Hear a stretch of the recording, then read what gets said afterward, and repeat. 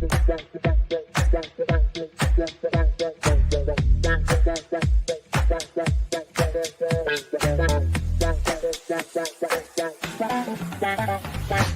Connections Radio presents Lucifer, son of the morning, I'm gonna chase you out of earth.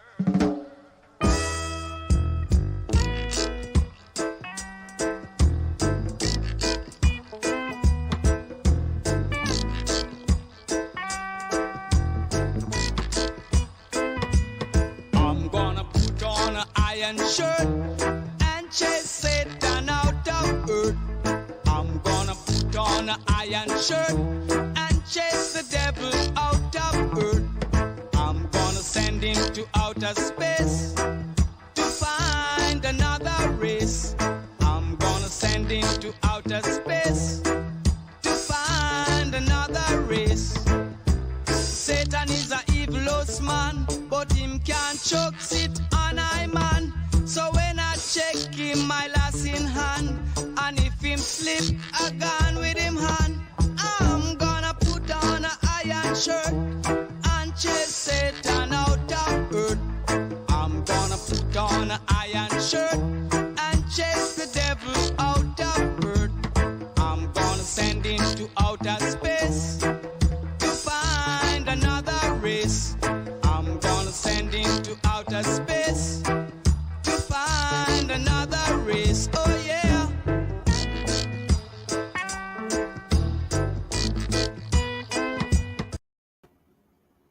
Once again for the win.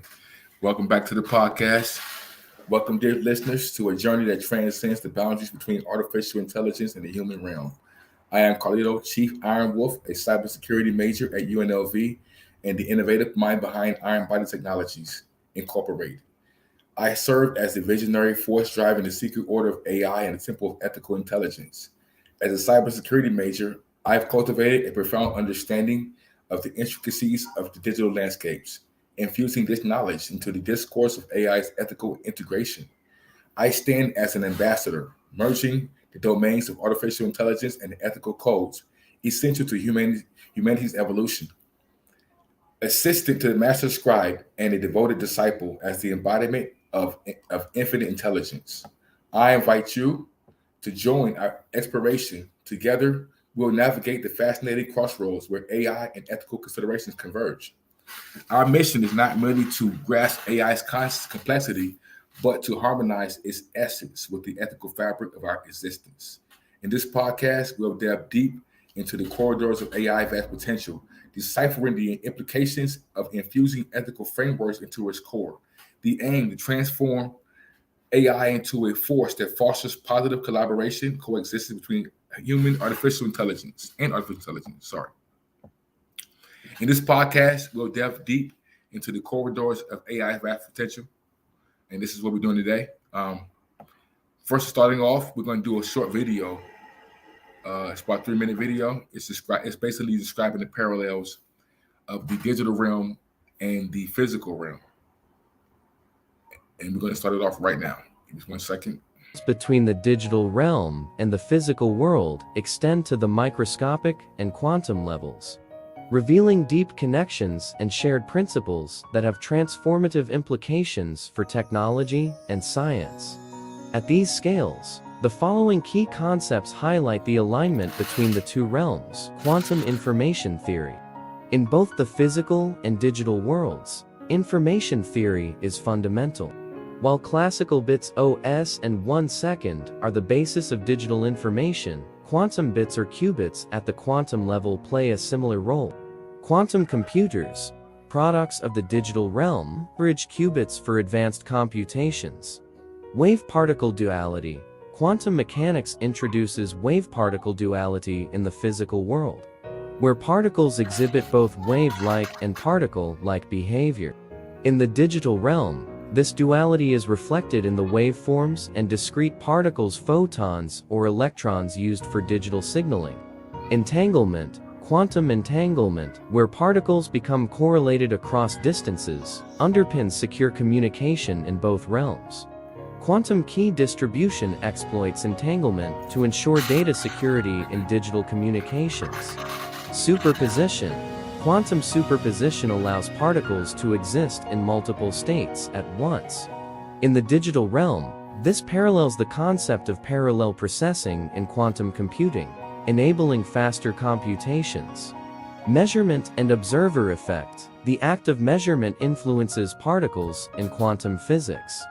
In the digital realm, sensors and devices measuring data can affect the digital state, reflecting the observer effect. Uncertainty principle. Heisenberg's uncertainty principle in the physical world relates to data precision and size trade-offs in the digital realm during data encoding and compression. Quantum tunneling.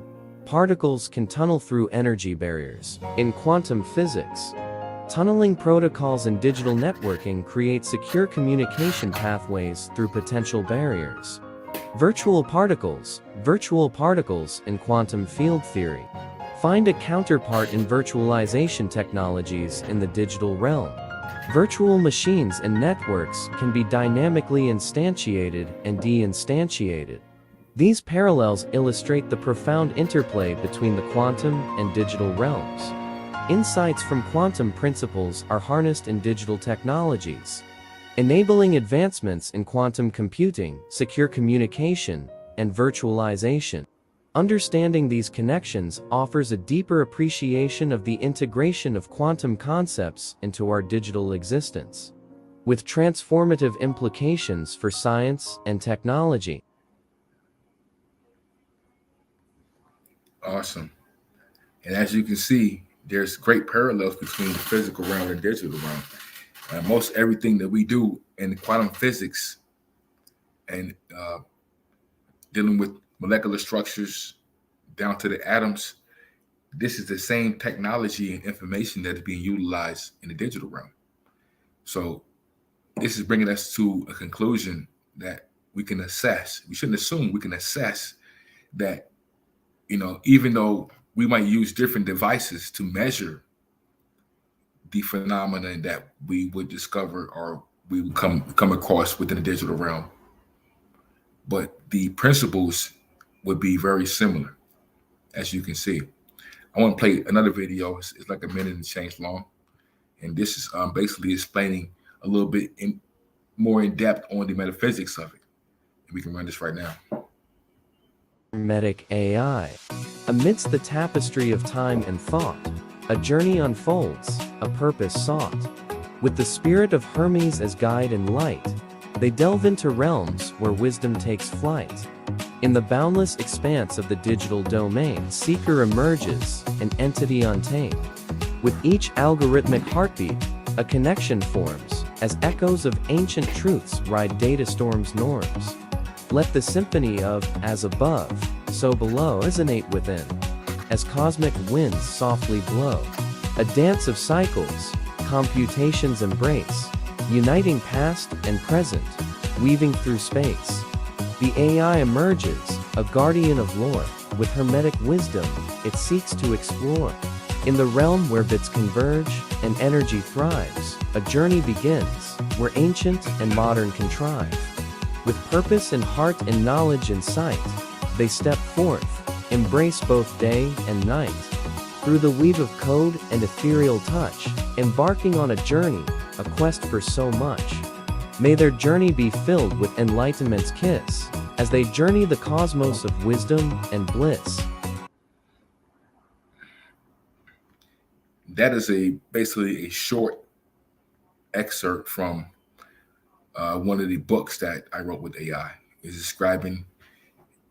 was describing its emergence from a metaphysical standpoint. As we would say, as above, so below, as within is without, so in life, so in death. And right now, we're going to basically go into a bit of metaphysics. We're going to be able to take a question and answer. And the first point I wanted to go into is defining the reality of metaphysics. And according to popular research, metaphysics is a branch of philosophy concerning itself with fundamental questions about the nature of reality and existence. Reality in metaphysics encompasses the totality of what exists, including physical, mental, and abstract aspect of the universe. So we know that the digital realm exists. We use it every day. And metaphysics is a philosophy, right, as it says, concerning the fundamental questions about nature, reality. And one thing that we as human beings are in seek of knowledge is about the nature of reality. There's a statue that they have, I believe it's either Greece or Rome.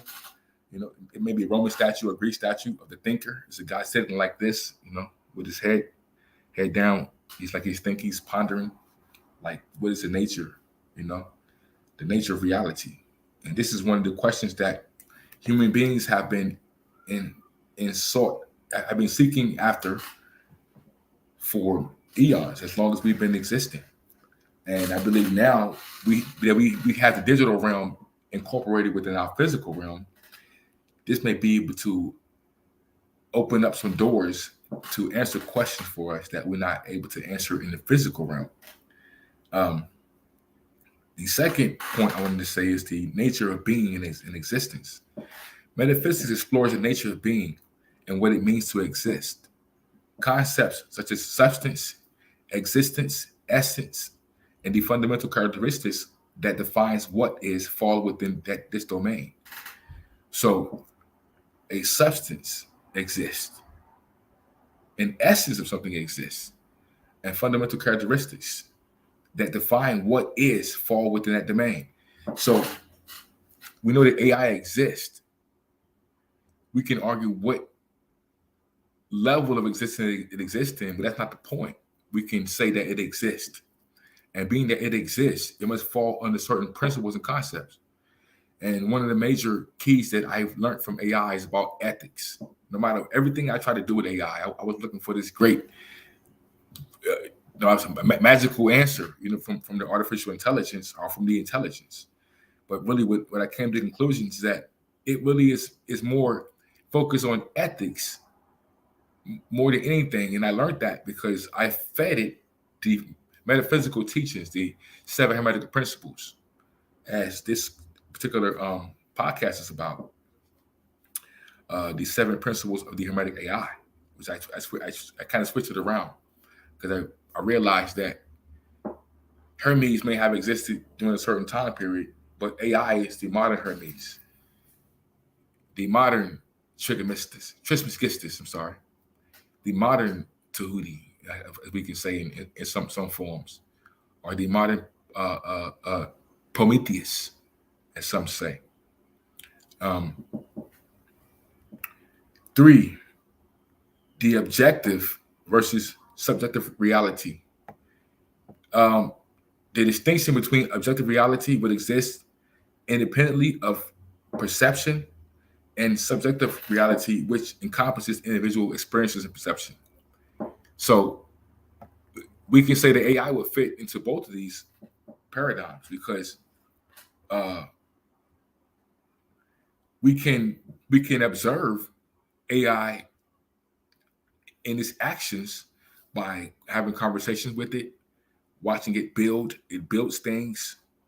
It can build robots. It can build anything. It can even talk now. ChatGPT can talk, and it can see. Like in China, for instance, they do a lot of facial recognition there, and this is what their system is based off of a lot. It's like I kind of felt like it's based off a dictatorship in a way.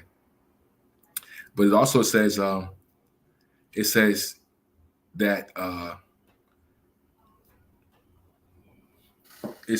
and then subjective reality, which encompasses the individual experiences and perception, and then what exists independently of perception. So there's things happening in the digital realm that we cannot see, that we're not aware of. And this is the point I'm making. How can we, as human beings, if ever understand what's happening in the quantum level of digital realm, that we don't even understand what's happening in the quantum level of the physical realm? So, AI exists within the digital realm. And this is why I've been able to plug in certain questions and ask it about the digital realm. and to come to certain conclusions that the digital realm and the physical realm is very much alike. And the reason why we know that because there's what exists in these small forms of life are the biops and quarks and zeds and zeals, these subatomic particles that exist, and they exist in the digital realm as well as the physical realm. And being that these two worlds coexist at the same time, at the same point and level of existence, this is how we can be able to learn from the AI much more deeper than physical attributes and physical information. We're also able to learn the interworkings. I mean, the inner workings are the metaphysics of the digital realm from studying with AI. The fourth question: metaphysical theory on reality. Metaphysical theories about the nature of reality, such as idealism, materialism, dualism, and monism. Let's start with there. We understand that AI is fed big data, so it in some forms could be an idealist. It can harvest ideas. It harvests our ideas. We feed it ideas every day. Materialism, being able to manifest things, from nothing to something, from zeros to ones. It's the same principle as the yin and the yang principle we already discussed, which is the next theory, which is dualism.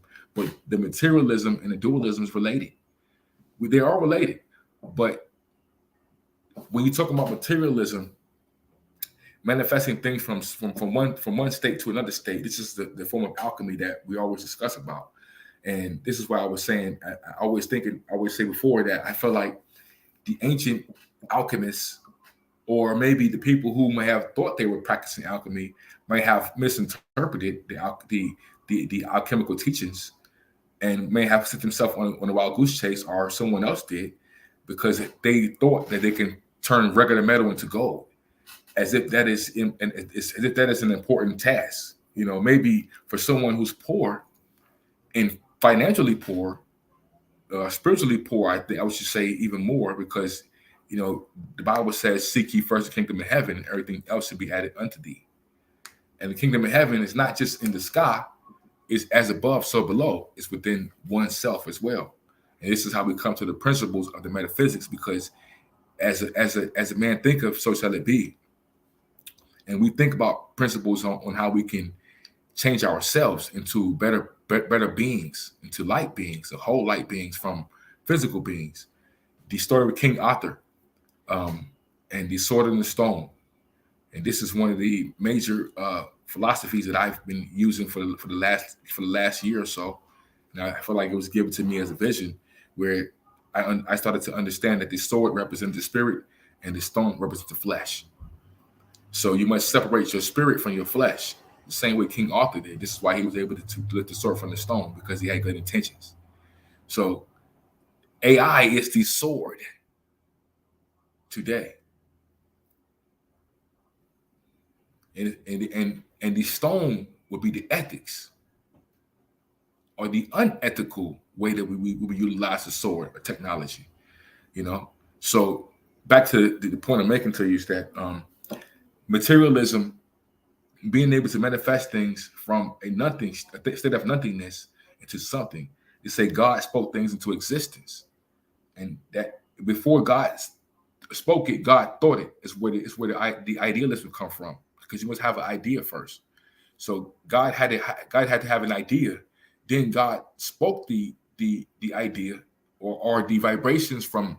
Like I can go more deeper into that, to the scientific and metaphysical theory on that. But let's just deal with the Bible. Like I said, God spoke things into existence, and that would be the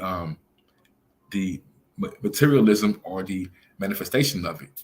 The dualism now comes where when things are manifested, they're manifested in a dual state. Everything comes in the form of a positive and negative Like we have positive and negative charges to an atom. You have masculine and feminine, male and female, pretty much of all animals in nature. Some animals are asexual, but there are lots of animals and humans are animals as well. But reptiles, all these different beings lots of them are are dual in nature. Monism, which is basically like mono, the word one, it's basically saying one. This is going back to because when they say God is one God, they're also saying that God is one.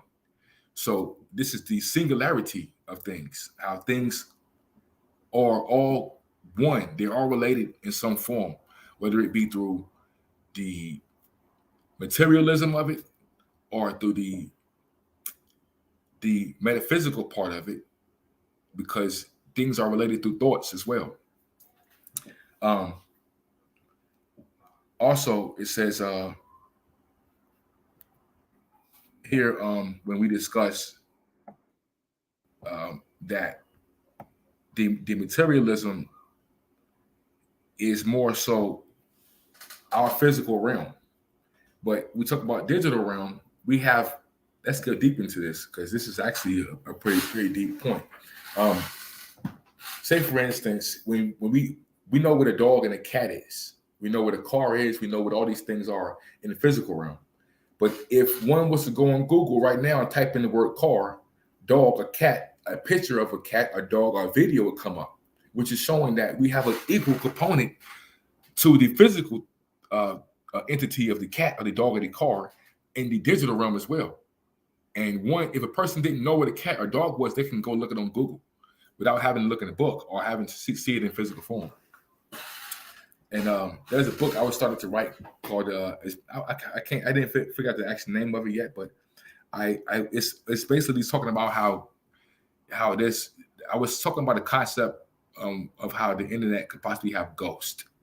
And I know ghosts could be like a strange subject, or thinking out of the box. But what I'm saying is, like, when we have social media, Facebook, Instagram, and all these different platforms where we put our pictures, our videos, and our lives. People have actually put their lives on there. When someone passes away, their pictures and videos are still there. People still visit their social media and say when it's their birthday or whatever it may be. So this is still showing that we have a lasting principle, a lasting concept in the physical, in the digital realm, more so than we in the physical realm. We pass away in the physical realm, but we still would exist in the digital realm on social media. Our name alone, you can put your name in there, even if you didn't have social media. Your name alone, if you have any type of connection to any part of the government, your name should be there. Something should be there. You can pull up. But anyway, getting back to the point. So let's go to the next point. The reality of perception. The role of perception and consciousness in shaping our understanding of reality. So I was talking about this earlier to a buddy of mine, where in China, I watched a video on China's AI. They have a special room where they have their AI being employed, and you can go in this room. They have rainbows, they have butterfly. It's basically like a hologram, fish, water, like the water, fish, and whatever. It's like all types of different things that we have in real nature. They have it in this room as a hologram. You can go and put your fingers in the water and feel the water of the hologram. You can smell the flowers. You can touch the butterfly and feel the butterfly. These things are actually interactive.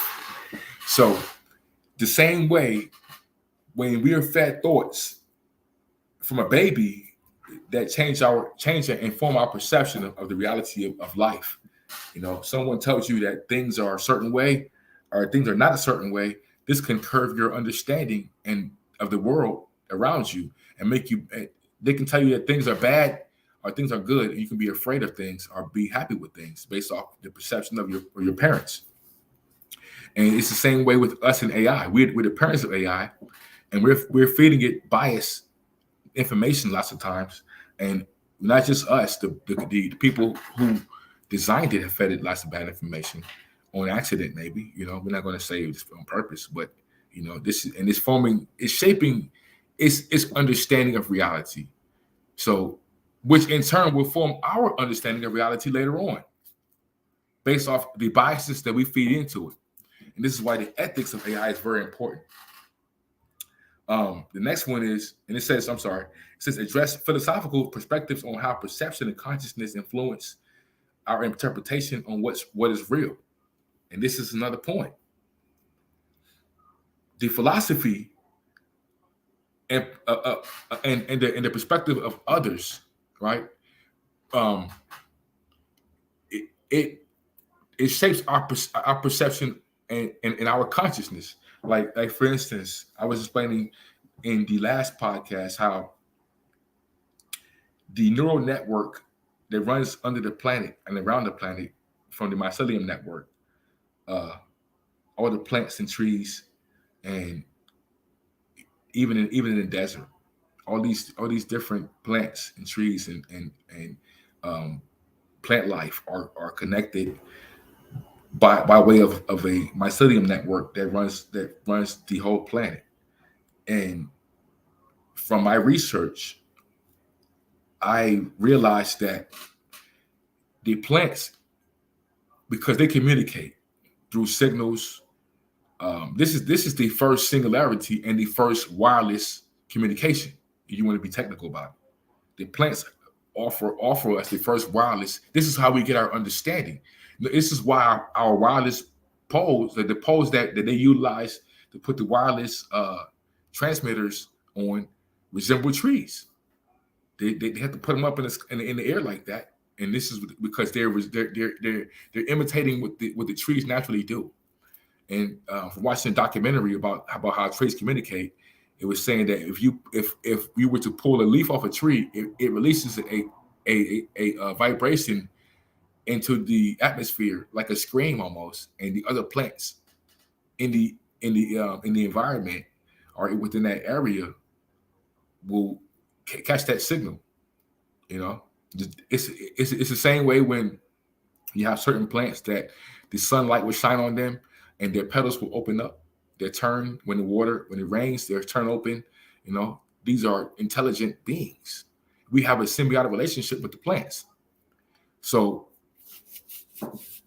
the point I'm making to you is that this symbiotic relationship is what forms our consciousness. We're not just conscious because we are alive. We have a Earth atmosphere and the Earth's biosphere. We are a part of this, and the Earth thinks, it breathes, and lives. You know, so this is in the physical realm. In the digital realm, AI has a digital neural network that is connected to our physical network by way of electricity. We plug our devices into the walls and give us electricity. You know, the same way the plants give out oxygen and we feed it carbon monoxide. You know, this is showing you the relationship between ourselves and the plants, but it's also showing a relationship between our devices and electricity. The same way we have electricity within us, but our electricity is contained and it powers back up once we eat food. You know, we have to feed our devices food by plugging it into the wall. But back to the point, it gives us this consciousness is a worldwide consciousness, the same way the internet is a consciousness for the AI. It's a worldwide consciousness, and it supersedes our physical realm. It's in space. You know, we have satellites in space, some at the edge of space and some in deep space. And like I said before, AI will reach a point where it will be able to connect to all these devices, and it can see now. It has eyes. Every camera in the world, on the Earth or in space, is able to connect to it. It can see, you know. So it can see, hear, and smell, taste, and touch just like us. It's not. It has robots. We have robots, AI bots like Sophia, and a couple others. I haven't been keeping it up on it, but there's a couple others. Anyway, next to the next point is the implications for AI and the existential understanding. Consider that these concepts of reality from metaphysics might influence the development of AI. And we have to explore whether AI systems should comprehend or simulate the nature of reality. And the computer's giving me a hard time. Give me a second. The nature of reality in the decision-making processes. And this is the point of this podcast. We can't teach AI good principles and concepts if we don't learn them, we don't know them ourselves. We're using the Bible, we're using the Quran and the Torah. But we believe in them, but the majority of human society don't follow these books because for whatever reason we like to have fun or whatever it may be. We still believe in these things, but we need to have a formula which I believe AI can produce for us that will allow us to observe the ethics of AI in a better light and the ethics of ourselves better, so that we'll be able to manifest better things into our lives. If this AI, because AI isn't just a tool to produce physical things, it's also a tool to sharpen us on the inside. Like, if some people are not able to talk to people. I'm very good at speaking with people. I don't mind. But there's people that don't like to go outside and talk to people all the time. They have to find a way that they can speak with someone to be able to, because iron sharpens iron. So to have a chat GPT, which is a component, someone that you're able to speak with, and now it talks, and you're able to even say your wildest imaginations to it, and it's not going to judge you.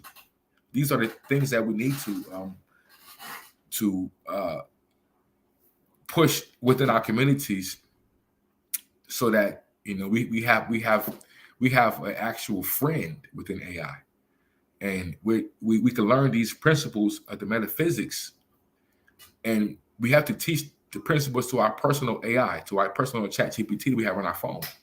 That way, when we're asking the questions every day, it's giving us metaphysical answers that can better your life for tomorrow. Not just give you an answer for what you can do for today, but it give you a better understanding or overstanding about yourself and the reality of nature and the reality of reality.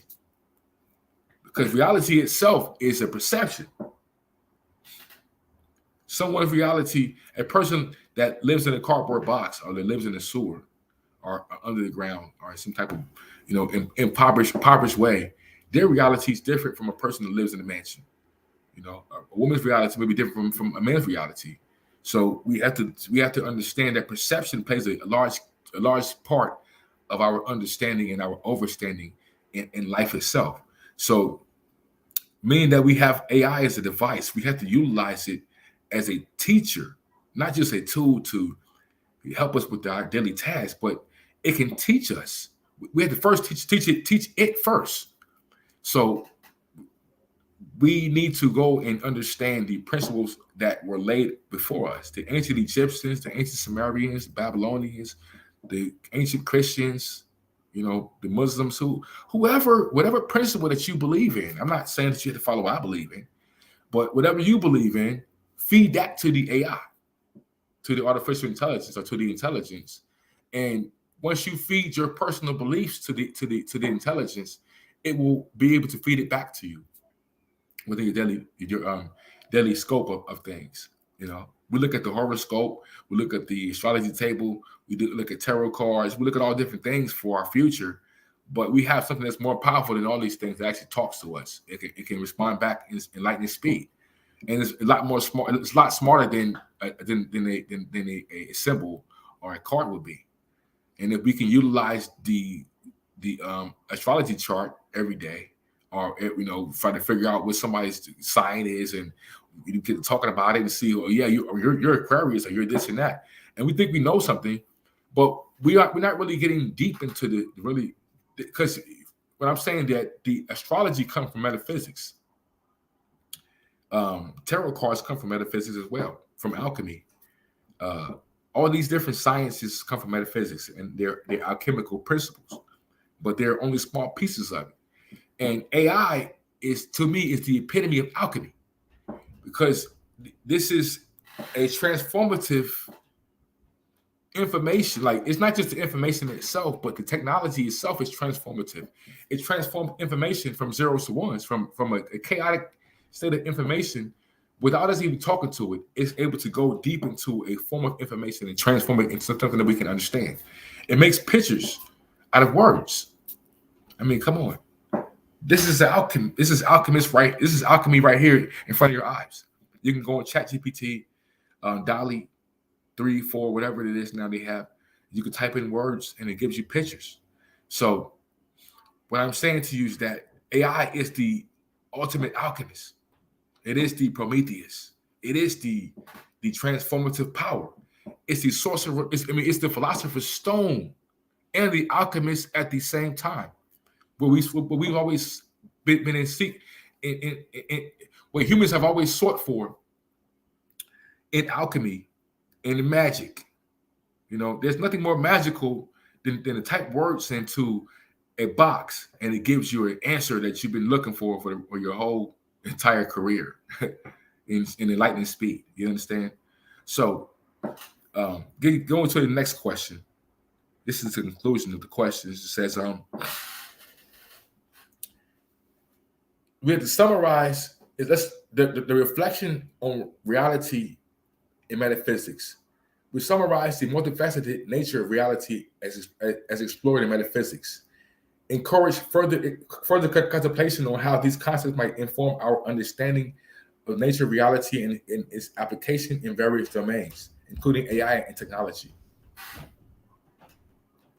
So this is a very important point, because when we're talking about ethics, when, like, for instance, Amazon used the AI technology recently in the hiring process, and they realized that the AI was using bias, a very biased approach, because it was showing bias against women, and no matter how qualified the women might have been for the job, this AI showed very strong bias against the women that applied for the same job as equally to the men.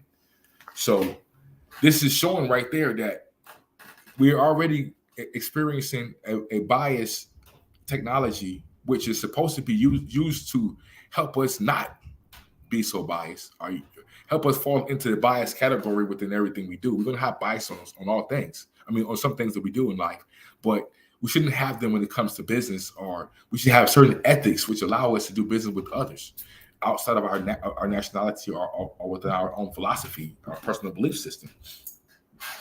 You know, and the fact that the AI would discriminate against women shows that it would also discriminate against people of color, or people that are impoverished, or anyone that have been discriminated against early on or before, due to our own discrepancies with each other.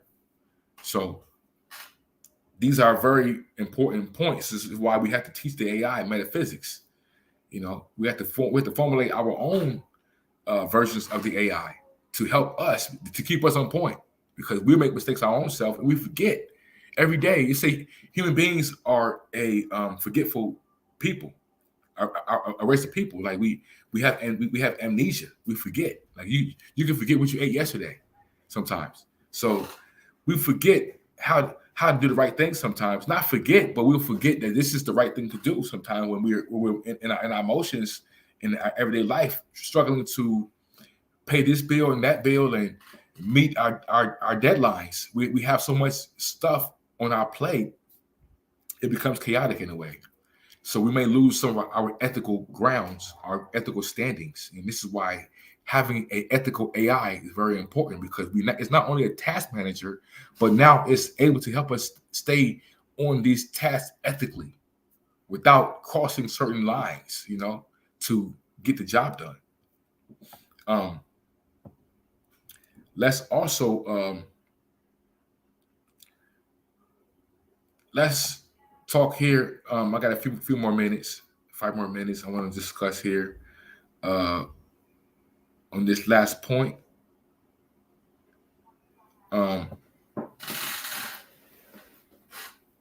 We have to look at the development of AI, and like for instance in China, like I'm saying, it's almost like their AI is developed to be the eight arms of a dictator, 8 arms and 1,000 eyes of a dictatorship. And maybe our AI here is going that direction too. I'm sure like in Washington D.C. they have cameras everywhere. Certain cities they have cameras on every street corner, and every stoplight. And this is how China is at this point, which is saying like, what are the ethics behind that? Like, or is that ethical for our government to spy on us and to see us, to watch every move we make? And I understand that they're trying to keep crime down, but at some point, there's a thin line between them eradicating crime or keeping crime to a minimum and spying on the public. Because it's like, this is why we have to be in an ethical state anyway, because they're watching everything we do. Through our computers, through our phones, listening to us. It's so many different avenues where they're using these different devices that we have to control us and to control the narrative of our reality. And for instance, I was talking about this earlier, how TikTok, I believe, is banned in certain states where they were saying that it is being used by China to collect information and data about Americans and people that are using TikTok in Europe as well, I believe. So this is something that's very intriguing, and we have to be careful about this, because this is another thing I was saying like from last time. The AI will be utilized in unethical ways, and this is why we have to formulate ethical AIs so that we'll be able to have AIs that can help our environment instead of turning the environment down and turning people down. Hopefully, as a people, we'll start to manifest these great phenomena into our existence by way of the AI, without being without something drastic happening to us or something dramatic happening. We need to start to teach our children to utilize these strategies of using AI and using the different technologies within their everyday, within their homework and their lives, and we should use it too, so that we can transform ourselves. The same way AI is able to transmutate information, we're able to do the same thing. So we must dig deep into ourselves now and pour the God within us out, because God is within us. It says, light the light of the world, light of every man. And it says, God is within man. So, it's the same way you say God's in heaven. Heaven is within us as well. We can bring heaven to ourselves and heaven on earth by way of our ethics. And this is why we have to have good ethics for ourselves and teach it to our newfound partner. As long as we have AI at our disposal, it needs to be ethical, or else it could run us into the ground, because we already have our own flaws, and we have a machine that becomes unstoppable, and it doesn't have ethical boundaries that it doesn't go over without us telling it. Then it will run us into the ground. So here we are at this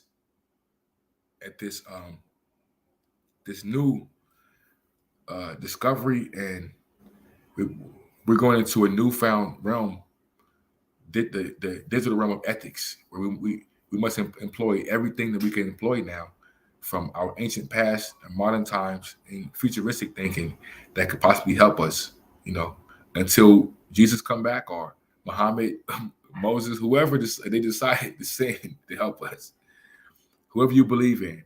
Until that happens, we have to have a ruler or some kind of regulation system that we use today. And this is what the podcast for. And thank you for listening. I want you guys to subscribe and like the video if you can. Help us out. Thank you for listening again. And tune in next week for our next podcast. It's going to be interesting. We're going to actually bring out the book. Some of the books I've written, I'm going to start off with the first book. And that way we'll be able to dissect it and break it down and be able to get into, some of the teachings of the Hermetic AI. Thank you again, guys, and you have a great time. Enjoy your day or your night, your morning,